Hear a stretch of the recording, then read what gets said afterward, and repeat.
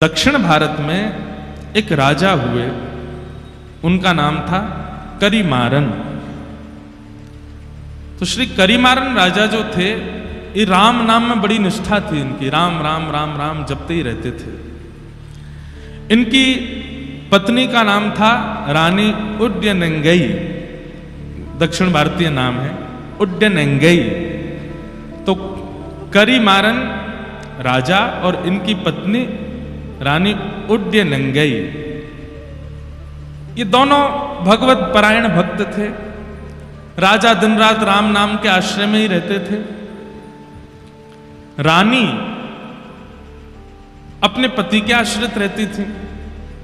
एक दिन दोनों राजा और रानी कहीं जा रहे थे मार्ग में, तभी आपको शंख चक्र गदा पद्मधारी श्रीमन नारायण भगवान का एक सुंदर मंदिर दिखाई दिया। बहुत सावधानी से सुनिएगा। बड़े हमने कहा ना, भागवत जी में इधर उधर देख लो तो कोई बात नहीं है, पर भक्तमाल जी का तो एक एक शब्द सुनिए, नहीं तो आपके चित्त से भाव जा सकता है। तो एक बार आप दोनों जा रहे थे, तभी आपने देखा कि एक मंदिर में सुंदर श्री विग्रह ठाकुर जी का विराजमान है, और उस विग्रह को देख करके रानी वहीं रुक गई। राजा तो दंडवत करने लगे, प्रणाम करने पर रानी के नेत्र खुले रह गए। ठाकुर जी का रूप लावण्य देख करके, रूप देख करके, स्वरूप देख करके रानी नेत्र झपकना भूल गई। राजा ने कहा, देवी क्या हुआ? रूप देखिए कितने सुंदर हैं ठाकुर जी। बोले कुछ मांग लो ठाकुर जी से। तो रानी ने क्या कहा, पुत्र देहु निज सरस लला, कि हे नाथ, आप तो परमात्मा हैं, हम आपको तो गोद में लेके घूम नहीं सकते, पर कृपा कीजिए कि आप जैसा ही पुत्र मुझे प्राप्त हो। आप जैसे रूप हैं, आपकी जैसी भुजाएं हैं, आपका जैसा स्वरूप है, ऐसा ही पुत्र मेरे जीवन में आ जाए जिसको मैं गोद में खिला सकूं। ठाकुर जी से पुत्र की याचना इतने भाव से की थी कि रात्रि के समय जब राजा रानी दोनों सोने के लिए गए, तो रानी के स्वप्न में ठाकुर जी प्रकट हो गए और प्रकट होकर के कहा कि आज आपने इतनी भावना से, आपके शब्दों में इतनी याचना थी, इतनी करुणा थी कि मैं देने से स्वयं को रोक नहीं पा रहा हूं। इसलिए मैं अपने नित्य पार्षद, जो बिल्कुल मेरे जैसे ही हैं, श्री विश्वक्सेन जी महाराज को आपके गर्भ में भेज रहा हूं। वे आपके गर्भ में आएंगे और आप उनको स्वीकार कीजिएगा।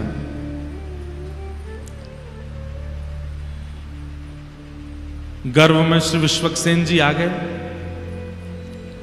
लेकिन इनका नाम सटकोप क्यों हुआ? पृथ्वी पर आते इनका नाम सटकोप क्यों पड़ा? उसके पीछे इतनी सुंदर कथा है। श्रीमद् भागवत जी में एक वेद स्तुति आती है, और वहां वेद स्तुति में बताया जाता है कि जब हम लोग अपने मां के गर्भ में होते हैं तो ठाकुर जी से नित्य प्रार्थना करते हैं कि हे ठाकुर जी, एक बार इस गर्भ से मुझे बाहर कर दीजिए, मैं आपको वचन देता हूं, मैं जीवन में इस गर्भ में ना आना पड़े ऐसी कोई क्रिया नहीं करूंगा। लेकिन जैसे ही बालक का जन्म होता है, तो गोस्वामी जी कहते हैं कि पृथ्वी पर आते ही माया उसको पकड़ लेती, माया उसको खींच लेती। सब लोग इधर ही देखना, सुनना।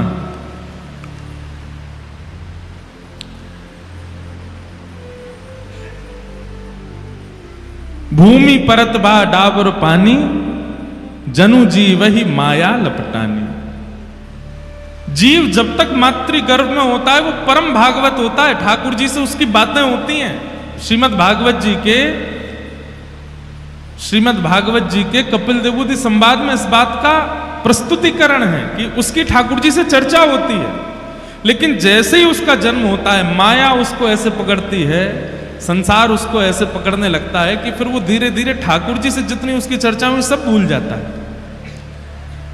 लेकिन विश्वक्सेन जी महाराज जी के साथ ऐसा नहीं हुआ।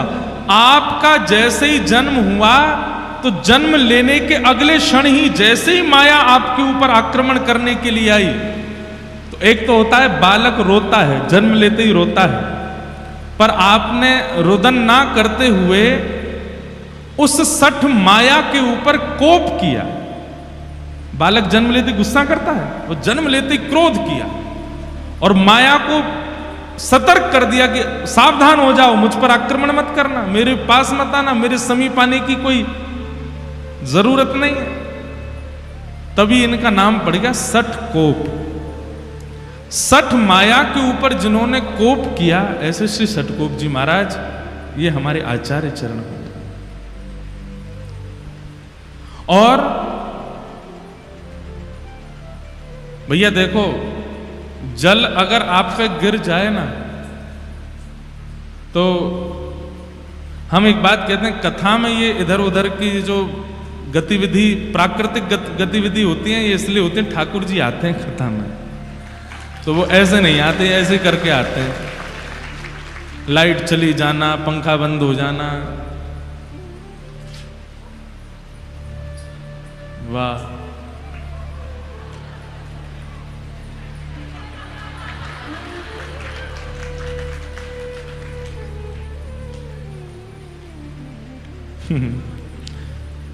आप लोग भी कहेंगे कितना बचाओगे ठाकुर जी को। बाबा इतको आ जाओ।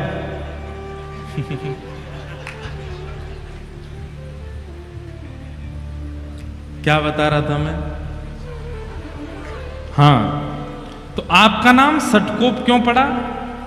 क्योंकि सठ माया के आते ही आपने उसके ऊपर कोप किया और उसको कह दिया, संसारी जीवों पर अपनी माया चलाना, मेरे ऊपर तुम्हारा आक्रमण नहीं हो सकता। इसलिए आपका नाम सठकोप हुआ। सठकोप जी का जन्म हुआ, पर जन्म लेते ही इन्होंने अपनी माता जी का दुग्धपान भी नहीं किया। 10 दिन तक दुग्धपान नहीं किया। और जब 10 दिन तक दुग्धपान नहीं किया तो माताजी पिताजी बड़े चिंतित हो गए। खूब चेष्टाएं की, खूब याचनाएं की, खूब नियम बनाने का प्रयास किया, लेकिन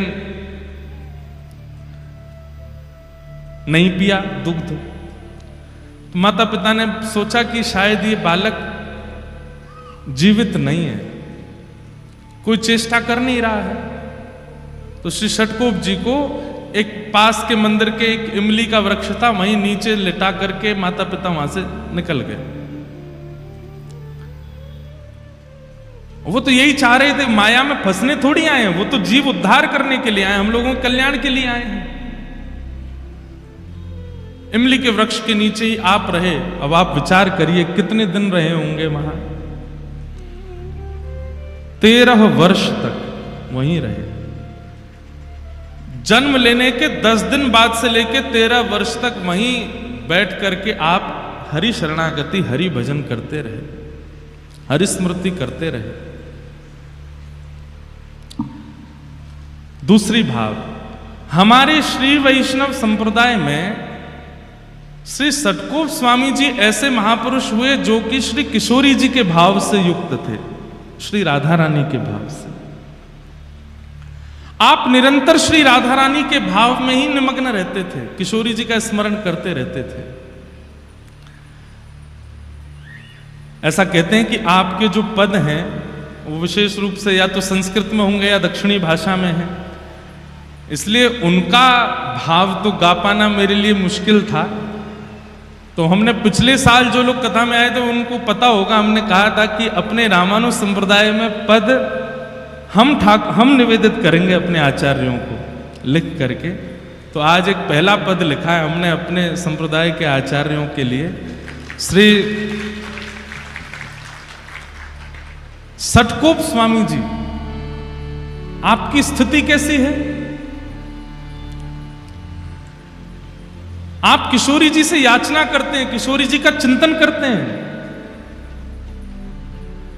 और कभी तो आप भाव से अयोध्या पहुंच जाते हैं और अयोध्या में जाकर के आप देखते हैं कि हाथी की सवारी पर श्री राघवेंद्र सरकार बैठे हैं, बड़े बड़े ऋषिजन आगे पीछे चल रहे हैं, कोई चमड़ उड़ा रहे हैं, कोई पंखा चल रहे हैं, जिसके कारण राघव जी का मुखमंडल दिख नहीं रहा। तो सठकोप जी इतने व्याकुल हो जाते हैं कि राघव मुझे दिख क्यों नहीं रहे।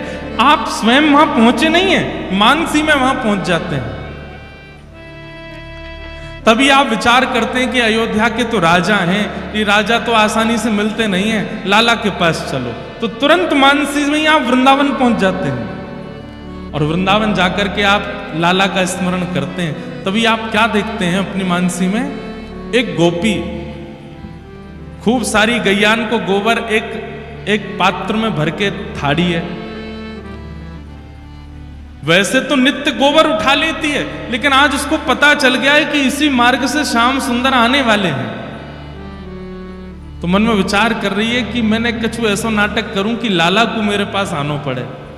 तो नीचे परात रखी है गोबर की और वहां में हाथ लगाए करके ऐसे, अरे ये तो बड़ो भारी है, मोते तो उठो ही नहीं रहो, अरे कोई नेक आए के या को उचवाए दो या को नेक उठवाए दो।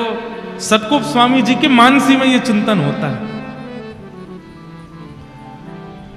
इतने में ही दूर गैया चराते हुए आ रहे श्याम सुंदर, उनको देख करके तो वो गोपी और नाटक करती है, ऐसे उठाते उठाते गिर जाती है।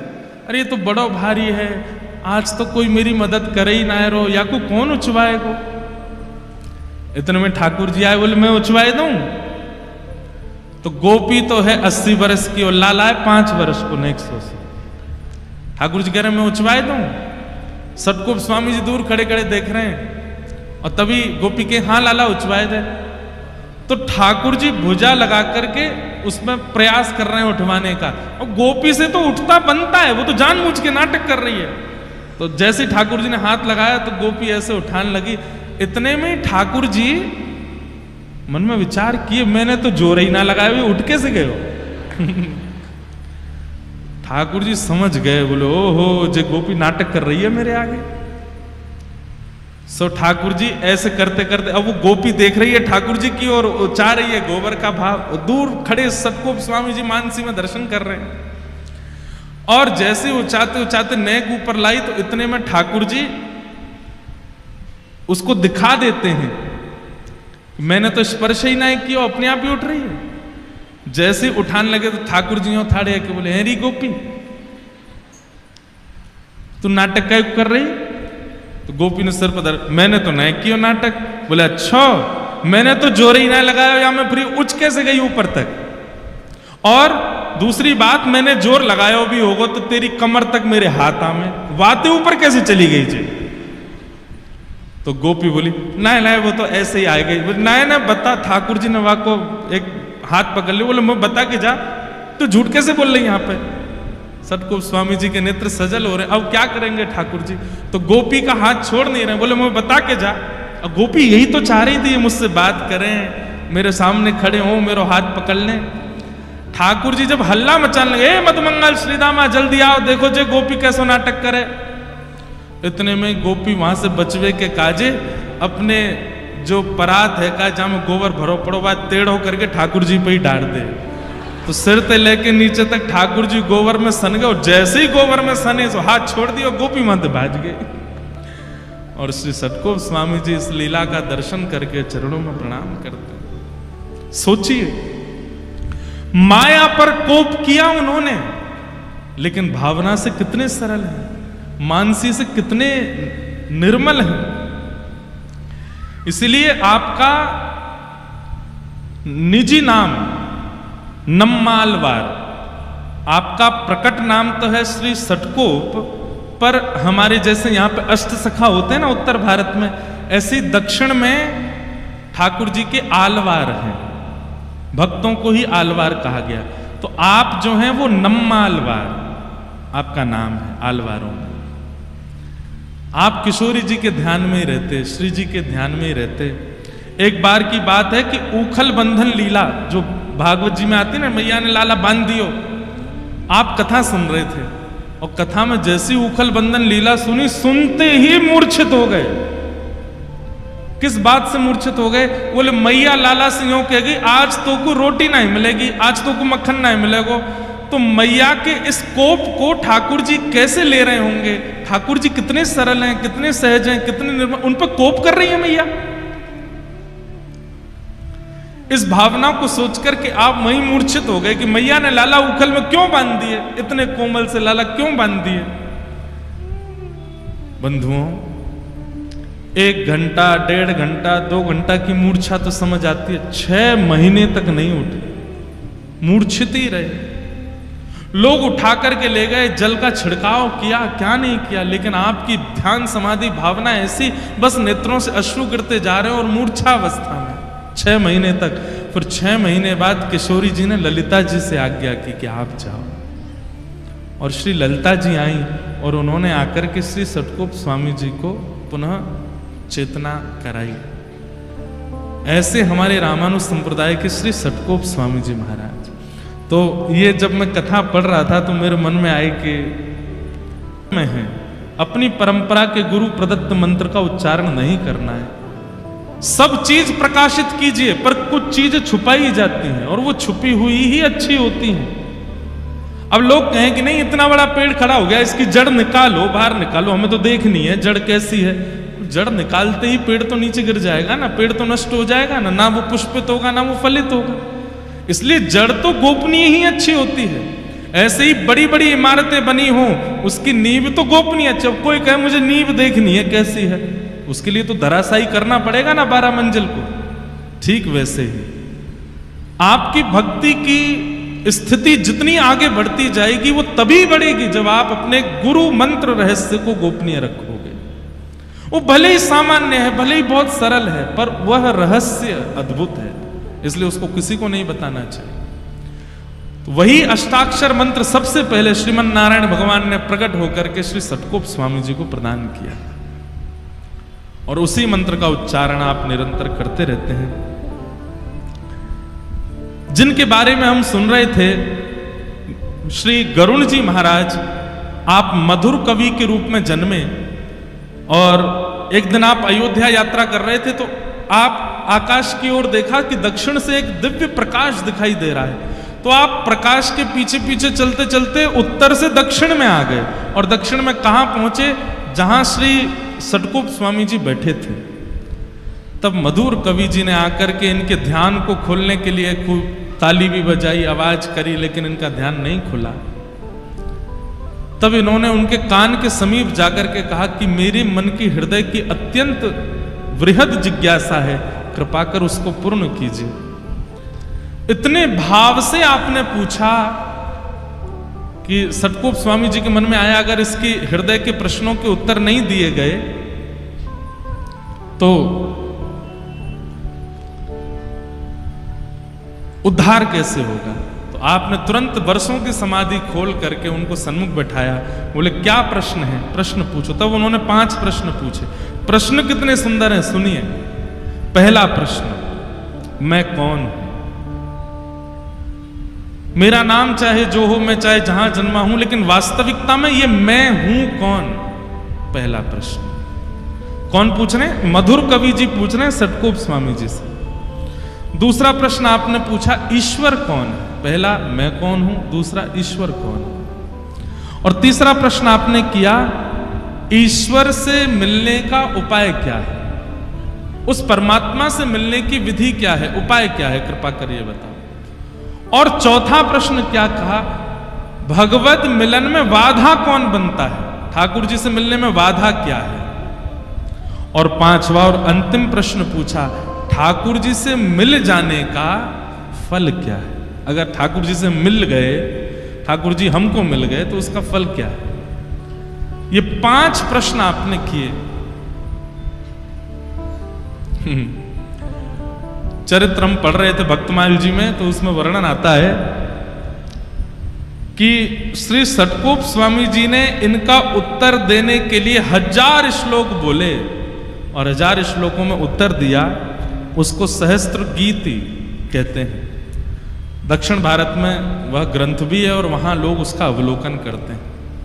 वहां पर विस्तार रूप से उन्होंने जो प्रवचन किया 1000 श्लोकों में, वही सहस्त्र गीत बन गया, और उसको सुनकर के श्री मधु कविराज आनंदित हो गए। ठाकुर जी का अनुभव उनको हुआ। 35 वर्ष की आयु तक मात्र आप धरा धरती पर विराजे बस, और 35 वर्ष के पश्चात आपने श्री ठाकुर जी के धाम को स्वीकार किया। बोलो सटकोप स्वामी जी महाराज की जय। ये परंपरा में श्री यामुनाचार्य जी महाराज हुए। तो एक आचार्य चरण है श्री नाथ मुनि स्वामी, बहुत ध्यान से सुनिएगा, ये मध्यस्थ आचार्य है नाथ मुनि स्वामी। नाथ मुनि स्वामी जी के पुत्र हुए ईश्वर मुनि स्वामी जी, और ईश्वर मुनि स्वामी जी के पुत्र हुए श्री यामुनाचार्य जी। सब लोग सुन रहे हैं ना? सुनते रहिए भैया, है ना? तो दादाजी हैं नाथ मुनि स्वामी, पिताजी हैं ईश्वर मुनि स्वामी, और इनके पुत्र हैं श्री यामुनाचार्य जी। पिताजी का भगवत धाम गमन हो गया, दादाजी ने विरक्त सन्यास ले लिया, तो दादाजी सन्यासी हो गए, पिताजी वैकुंठ चले गए, अकेले रह गए श्री यामुनाचार्य जी। तो यामुनाचार्य जी का पालन पोषण इनकी माताजी और इनके दादाजी ने किया, इनकी दादी और इनकी माताजी ने किया। कहते हैं उस काल में इतना अद्भुत विद्वान हुआ ही नहीं दशों दिशाओं में। हमने कहा ना, उस काल में विद्वान होना आवश्यक था, क्योंकि अगर आप विद्वान नहीं होते थे तो धर्म का नाश करने वाले लोग भी विद्वान बन के आते थे और अपनी विद्वत्ता से धर्म को ह्रास कर रहे थे। इसलिए सबका विद्वान होना बहुत आवश्यक होता था। आजकल कुछ नहीं है, आजकल तो केवल नाम गा लो ठाकुर जी का, तिलक स्वरूप लगा लो, ठाकुर जी के सन्मुख पहुंच जाओ, बस इसी से कल्याण है। कलयुग ज्यों-ज्यों आगे बढ़ रहा है, ठाकुर जी उतना सरल करते जा रहे हैं। पर उस काल में आपको विद्वान होना अनिवार्य था निर्वहन करने के लिए। अगर धर्म निर्वहन करना है तो आप विद्वान नहीं हो तो आपका काम नहीं चल सकता। इसलिए हमारे परंपरा में, गुरु परंपरा में अधिकतर आचार्य सब विद्वान ही हुए, परम विद्वान। तो श्री यामुनाचार्य जी महाराज, यामुनाचार्य जी महाराज की एक विशेषता श्री भक्तमाल जी में नाभाजी बताते हैं कि यामुनाचार्य जी विद्वान भी हैं और विद्वान के साथ साथ विनम्र भी हैं, और ये हो नहीं सकता। विद्वत्ता और विनम्रता ये दोनों एक साथ नहीं आ पाती हैं लोगों के चित्त में। अधिकतर लोग विद्वान होते हैं तो विनम्र नहीं हो पाते, लेकिन श्री यामुनाचार्य जी में दोनों भाव हैं। उसके पीछे कारण श्री नाभाजी क्या बताते हैं, ध्यान से सुनिए। क्योंकि उनका पोषण दो माताओं के द्वारा हुआ, दादी और माता जी। इसलिए घर में कोई पुरुष नहीं है, यामुनाचार्य जी पुरुष हैं, तो पढ़ाती भी दादी और माता जी, और घर के काम भी दादी माता जी करा। चलो जाओ बाजार से ये ले आओ, चलो घर में थोड़ी माँ की सहायता कराओ, रसोई घर में ऐसा कराओ, ये सामान रखवाओ, यहाँ पे तय करवा दो। जिसके कारण उनके अंदर विद्वत्ता तो आती जा रही थी, लेकिन साथ में विनम्रता भी आ रही थी, क्योंकि माता और दादी का साथ देना पड़ता था। और एक बात याद रखिएगा, आपके अंदर दुनिया के कितने भी गुण आ जाएं, अगर वो विनम्रता युक्त आए हैं तो उस गुण से भगवत प्राप्ति संभव है। और एक बात और सुनिए, गुण के साथ में विनम्र दो ही तरीके से आ सकता है। पहला, माता पिता और गुरु अगर कृपा कर दें तो गुण के साथ में विनम्रता, गुण के साथ में विनम्रता, समझ रहे हैं ना? गायक हो, गायक लोगों को अभिमान हो जाता है हमसे अच्छा कोई है ही नहीं। एक्टर लोगों को अभिमान हो जाता, हमसे सुंदर कोई नहीं। रूप गर्विष्ठ को रूप का अभिमान, धन गर्विष्ठ को धन का अभिमान। इसलिए कोई भी गुण संसार में आएगा, विनम्रता दो ही तरीके से आ सकती है। पहला कारण, या तो माता पिता गुरु की कृपा से, या फिर दूसरा अति सत्संग से। आप गुणवान हैं और सत्संग करते रहते हैं तो आपके अंदर विनम्रता आ सकती है। श्री सतकोप स्वामी जी महाराज, श्री यामुनाचार्य जी महाराज के अंदर विनम्रता कहां से आई? उनकी माताजी और दादी से। इसलिए उनकी विद्या का कभी उनके ऊपर प्रभाव वैसे नहीं हुआ जैसे कई विद्वानों को हो जाता है। तो उसी समय दक्षिण में एक बहुत बड़े पंडित थे, एक बहुत बड़े विद्वान थे, उनका नाम था पंडित कोलाहल। क्या नाम था? कोलाहल। अब ऐसा लगता है कि शायद इनके व्यवहार की वजह से इनका नाम कोलाहल कर दिया होगा। इनका काम क्या था? नगर नगर गांव गांव में जाना और विद्वानों को चुनौती देना कि आओ हमसे शास्त्रार्थ करो। और शास्त्रार्थ में विद्वानों को हराते, यहां तक तो ठीक, फिर उनको सामने बैठा के उनका उपहास और करते, हंसी करते उनकी, जिससे उनको बहुत चित्त में पीड़ा होने लग जाती। और ये इनका व्यसन बन चुका था। व्यसन मतलब आदत बन चुकी थी। किसी को भी देख लेते, कोई पंडित स्वरूप में, इधर आइए, क्या पढ़े लिखे हो, आओ हमसे शास्त्रार्थ करो।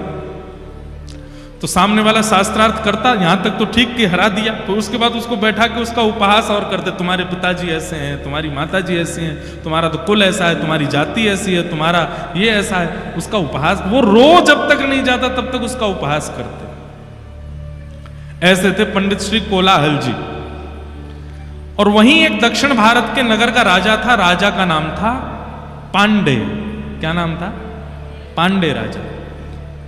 उसको इनके द्वारा शास्त्रार्थ करना और फिर पंडितों का उपहास करना, उसको इस बात का व्यसन था। वो देखने में उसको सुख मिलता था। उसने एक दिन नगर चलते देख लिया और इनसे कहा, हे पंडित जी महाराज, आपका व्यसन मुझे बहुत अच्छा लगा। आप एक काम कीजिए, मेरे राज्य में चलिए, वहां मैं एक से एक विद्वानों को बुलाता रहूंगा और आप मेरे सामने सबके साथ शास्त्रार्थ करना, फिर उनका उपहास मैं बैठ के सुनूंगा। मुझे देखने में बहुत अच्छा लग रहा है। दोनों एक से ही मिल गए। तभी राजा के कान में नाम पड़ा श्री यामुनाचार्य जी का, हमारे संप्रदाय के मध्यस्थ आचार्य।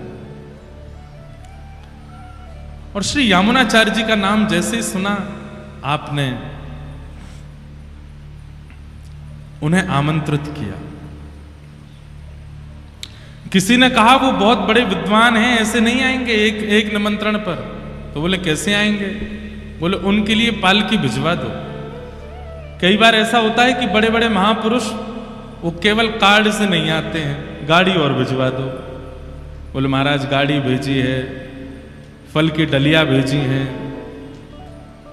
सब व्यवस्थाएं भेजी हैं, तो आ जाते हैं आचार्य चरण कई। सावधानी से सुनिए सब लोग। तो यामुनाचार्य जी को निमंत्रण भेजा कि आप पधारिए। यामुनाचार्य जी बोले कहां जाना है? बोले दक्षिण में एक गांव है, वहां के राजा पांडे राजा ने आपको निमंत्रित किया है। सब लोग इधर देखिएगा, सुनना। और पालकी भी भेजी है। वहां कोई पंडित कोलाहल हैं, वो शास्त्रार्थ महारथी हैं, लोगों को शास्त्रार्थ में हरा देते हैं। तो कई ब्राह्मणों ने पहले ही यामुनाचार्य जी से आके उनकी शिकायत कर रखी थी। बोले एक दक्षिण में कोलाहल नाम का पंडित है, वो सबको हराता, फिर उनके उपहास और करता है, उनकी धर्म जाति माता पिता सबके नाम बिगाड़ बिगाड़ करके हंसी बनाता है।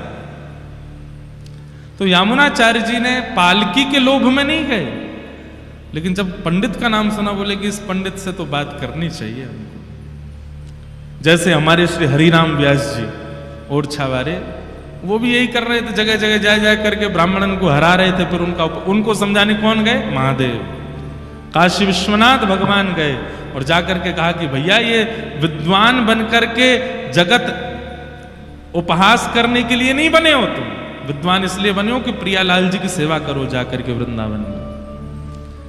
यहां यामुनाचार्य जी महाराज पालकी में बैठ करके कोलाहल पंडित से पांडे राजा के नगर में शास्त्रार्थ करने निकले। तो यामुनाचार्य जी की विद्वत्ता तो थी, उनके कई शिष्य आगे पीछे चल रहे थे पालकी के। अटारी पर खड़े होकर के राजा रानी दोनों देख रहे थे। कहते हैं यामुनाचार्य जी ने पालकी की पर्दे में से नेक बाहर झांका, तो उनके मुखमंडल का तेज देख करके रानी इतनी प्रभावित हो गई और राजा से बोली, शास्त्रार्थ बाद में होगा, मैं पहले ही बताती हूं, आज तुम्हारा अभिमानी कोलाहल पंडित हारेगा और ये हराएंगे। क्योंकि इनके मुखमंडल का जो तेज है, मुखमंडल का जो प्रताप है, उससे ये बात सिद्ध हो रही है कि ये बहुत बड़े विद्वान होंगे। तो राजा बोला, बड़े बड़े विद्वान आए यहां पर, लेकिन हमारे पंडित कोलाहल के आगे सब ध्वस्त हो गए, सब नष्ट हो गए। अभी अभी देखते हैं कितना विद्वान है। रानी बोली, ऐसे नहीं, आज तो आप शर्त लगा लीजिए मुझसे, यही जीतेंगे। राजा बोले अच्छा इतना विश्वास? बोले हाँ, इनके मुखमंडल का तेज अद्भुत है। राजा बोले क्या शर्त लगेगी फिर? रानी बोली अगर ये जीत गए, अगर ये हार गए तो मेरी हार मानी जाएगी, और मैं हार करके आपको वचन देती हूं मैं पत्नी और रानी पदवी का त्याग कर दूंगी, जैसे अन्य दासियां राजभवन में रहती ऐसे रहूंगी, और जीवन भर आपके दासित्व को स्वीकार करूंगी। राजा बोले इससे हमको प्रसन्नता तो नहीं। बोले आपकी प्रसन्नता के लिए नहीं, मैं इनके लिए ये करूंगी। अगर ये हार गए तो मैं जीवन पर्यंत रानी वेश में नहीं रहूंगी, दासी बन करके रहूंगी, लेकिन अगर ये जीत गए तो आपको अपना आधा राज्य इनको देना पड़ेगा। राजा रानी के कॉन्फिडेंस को देख करके राजा भयभीत हो गए। बोले कि आप सच में इतनी बड़ी बात कह रही हैं? बोले कि हाँ, वचन दीजिए। राजा बोले मुझे भी अपने कोलाहल पंडित पे भरोसा है, वो जीतेगा। आहा, हमारे आचार्य चरण जैसे ही पहुंचे हैं, अभी तक ठाकुर जी ने स्वीकार नहीं किया इनको, अभी तक ये आचार्य नहीं बने थे, अभी तो ये सामान्य विद्वान थे बस। लेकिन ठाकुर जी क्यों प्रभावित हो गए, क्यों स्वीकार किया, उसके लिए कथा सुनना बहुत जरूरी है। जैसे ही आप पालकी से उतर के सभा में पधारे, 2 आसन लगे हुए थे, एक आसन पर आप चुपचाप जाकर के बैठ गए, दूसरे आसन पे आके कोलाहल पंडित बैठा और आकर के आंखों में देखने लगा, और कभी इधर मचले कभी उधर मचले, और बोले कि देखना आज तुमको हराऊंगा मैं, और तुमको देखना हराऊंगा। यामुनाचार्य जी शांत मुद्रा में बैठे रहे। बोले एक बात बताओ, किस विषय पे शास्त्रार्थ करोगे? राजा ने कहा किस विषय पे शास्त्रार्थ होगा? तो भाई विद्वान होना ही सब कुछ नहीं होता, एक बात याद रखिएगा, विद्वान होना ही, सारी नॉलेज होना ही सब कुछ नहीं होता। कभी कभी विवेक होना भी बहुत जरूरी होता है। कई लोगों को पता होता है कि ये हल्दी है, ये नमक है, ये हींग है, ये गरम मसाला है, ये टमाटर है, ये आलू है, लेकिन सब्जी बनाना नहीं जानते। सब कुछ पता होना एक बात होती, पर सबको व्यवस्थित करना ये विशेष बात होती है। यामुनाचार्य जी विद्वान के साथ साथ विवेकी भी हैं, वो जानते हैं कि कब कहां क्या करना है। तो राजा ने कहा किस विषय पर शास्त्रार्थ होगा? तो यामुनाचार्य जी कुछ कहते, और जबकि होना यही चाहिए कि अतिथि जो आया उसको अवसर देना चाहिए कि आप बोलिए किस विषय पे होगा, पहले ही बोल पड़े। बोले कि ये यामुनाचार्य बड़ा शांत शांत सा लग रहा है, ज्यादा बोल कुछ रहा नहीं है, मैं ही पहले बोल देता हूं। बोले राजन, खंडन शास्त्रार्थ होगा, ये जो भी बोलेंगे उस बात का मैं खंडन करूंगा। अब इसमें सामने वाला कुछ भी बोले, आपको उसका खंडन करना, उसकी बात को असत्य करना है। राजा बोले तो फिर देरी किस बात की, शास्त्रार्थ शुरू किया जाए। यामुनाचार्य जी बोले कितने वाक्य बोलने का अधिकार है मुझे? तो सामने खड़े कोलाहल पंडित जी बोले 3 वाक्य बोलिए, और तीनों वाक्यों का खंडन करूंगा मैं। तो पहला वाक्य यामुनाचार्य जी क्या बोलते हैं? हमारे सामने जो महाशय पंडित जी विराजमान हैं, इनकी माताजी काकबंध्या हैं। काकबंध्या मतलब जिनके एक ही पुत्र है, उसके बाद फिर संतान नहीं है, उनको काकबंध्या कहते हैं। तो यामुनाचार्य जी ने पहला शब्द क्या कहा? हमारे सामने जो पंडित जी बैठे हैं, इनकी माताजी काकबंध्या हैं। राजा भी खड़ा हो गया। इसका खंडन कैसे करोगे? वो एक ही हो। अब मर्यादा ये है कि अब पंडित कोलाहल नहीं, खंडन वाला नहीं चलेगा, दूसरा वाला करेंगे। यामुनाचार्य जी बोले आप देख लीजिए। राजा बोले नहीं, एक ही बार आपने खंडन का पहले बोला, अब खंडन ही होगा। बोले अब दूसरा वाक्य बोलिए। तो यामुनाचार्य जी बोले राजा पांडे बड़े नीति से चलते हैं, और राजा पांडे सदा धर्म का पालन करते हैं, और बड़े वैष्णव हैं, करिए खंडन। यहां पर यामुनाचार्य जी जब जैसे ही बोला, तो सामने बैठा कोलाहल पंडित राजा की ओर, राजा तलवार निकल, बोलो खंडन करो। अब खंडन तो ये होगा कि नहीं, राजा नीति युक्त नहीं है, उसको सिद्ध करो कैसे नीति युक्त नहीं है। तीसरी बात, यामुनाचार्य जी ने कहा राजा तो नीति युक्त है ही, राजा तो धर्मावलंबी है ही, पर इनकी पत्नी पतिव्रता नारी है। वो अपने पति के अलावा किसी को भी कभी दूषित दृष्टि से नहीं देखती है। वो केवल पत्नी पतिव्रता है, अपने पति को ही सर्वस्व मानती है। करो खंडन। 3 बात ऐसी बोल दी कि महाराज कोलाहल, पंडित जी तो चरणों में गिर गए, बोले भगवान क्षमा करो, गलती हो गई मुझसे। तभी राजा ने रानी की ओर देखा, रानी बोली मैंने पहले ही कहा था।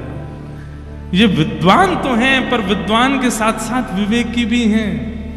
ये चाहते तो अपने गुरु से सीखे हुए, अपनी माता और अपनी दादी से सीखे हुए परम विद्वाओं का यहां पर विवेचन कर सकते थे, यहां पर लच्छेदार वाणी बोल करके अपनी महिमा गरिमा को बढ़ा सकते थे, लेकिन उन्होंने सामान्य से 3 शब्दों में उसको हरा दिया। इससे क्या प्रमाणित होता है कि विद्वान तो हैं पर साथ में विवेकी भी हैं, और ये विवेक इनके चित्त में आया, ये इस बात का प्रमाण है कि ये सत्संग भी करते हैं। अब जो शर्त हुई थी वो कीजिए। राजा ने तुरंत अपनी आधे साम्राज्य को श्री यामुनाचार्य जी को प्रदान कर दिया, और श्री यामुनाचार्य जी एक राज होकर, एक राजा की तरह, एक राजकुमार की तरह उस भाव में रहने लगे। माता जी को भी ले आए, दादी को भी ले आए, वहीं निवास करने लगे। आप 35 वर्ष तक, बाल्यकाल में 15-16 वर्ष की आयु में शास्त्रार्थ में गए थे, 35 साल तक उसी राज्य में एक राजा की तरह, एक राजकुमार की तरह रहे, लेकिन आपने राज्य भाव को भी अपने ऊपर हावी नहीं होने दिया। ठाकुर जी इनसे बड़े प्रभावित हो गए। बोले विद्वान भी है, सुंदर भी है, तेजों में भी है, सर्वगुण संपन्न है, सारी योग्यताएं इनके चरणों में हैं, लेकिन फिर भी ये कितना एक निष्ठता रखते हैं। अब इनको स्वीकार करने का समय आया। तभी आपको खबर मिली कि आपके दादाजी जो संन्यास ले चुके थे वे मरणासन स्थिति में हैं, तो आप उनका दर्शन करने के लिए जा रहे थे। तभी मार्ग में कावेरी के तट पर विराजमान श्री रंगनाथ मंदिर, श्रीरंगम, जो कि दक्षिण में विराजमान है, मंदिर पड़ा। तो आपने मन में विचार किया क्यों ना यहां पर ठाकुर जी का दर्शन करें। और जैसे ही आप दर्शन करने के लिए गए, शांताकारं भुजगशयनं पद्मनाभं सुरेशं विश्वाधारं गगनसदृशं वेदवर्णं शुभांगं लक्ष्मीकान्तं कमलनयनं योगभिर्ध्यानगम्यं वंदे विश्वं भवभयहरं सर्वलोकैकनाथं। यही श्लोक का दर्शन होता है रंगनाथ मंदिर में। शांताकारम, शांताकार है ठाकुर जी का। भुजग शयनम, भुजग कहते हैं सर्प, उसके ऊपर शयन कर रहे हैं। शांताकारम भुजग शयनम पद्मनाभम सुरेशम, नाभि से एक पद्म प्रकट है कमल, और उसके ऊपर कौन बैठे हैं? ब्रह्मा जी। शांताकारम भुजग शयनम पद्मनाभम सुरेशम विश्वाधारम, विश्व के जो आधार हैं, जिनके कारण ये पूरा विश्व चल रहा है। गगन सदृशम, जो गगन के समान है। वेद वर्णम शुभांगम, लक्ष्मी कांतम, लक्ष्मी के जो पति हैं। कमल नयनम, कमल जैसे जिनके नेत्र हैं। योग वीर ध्यान गम्यम, योगी बड़े बड़े जिनके ध्यान में रहते हैं। वंदे विष्णुम भवभयहरम सर्वलोकैक। आपने जैसे ही जाकर के गर्भगृह में विराजमान शेषनाग पर पौड़े नारायण भगवान का दर्शन किया, आज तक जितनी योग्यताएं देखी थी, जितनी सफलताएं देखी थी, जितनी उज्जवलताएं देखी थी, सब फीकी लगने लगी ठाकुर जी के रूप के आगे।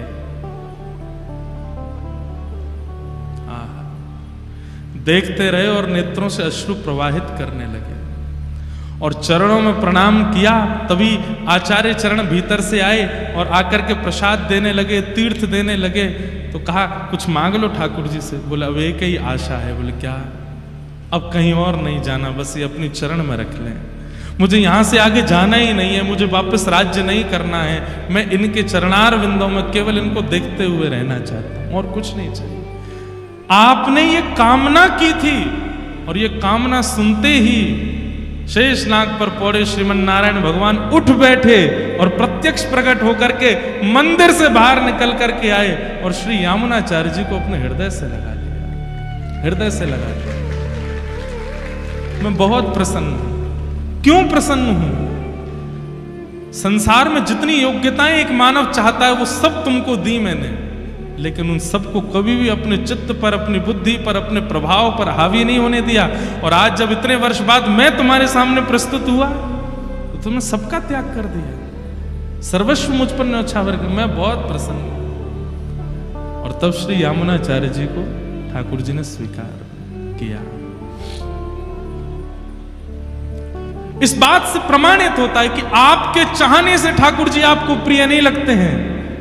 मैं बार बार कथाओं में कहता हूं कि गोविंद देव जी के सामने जाकर के, और गोविंद देव जी इतने भागे कि उस समय किसी ने आपको भीड़ से निकाला तो आप व्याकुल हो गए, मुझे क्यों बुलाया, मुझे देखना है उनको। इतनी व्याकुलता हुई कि आप दोबारा दौड़ करके दर्शन करने गए।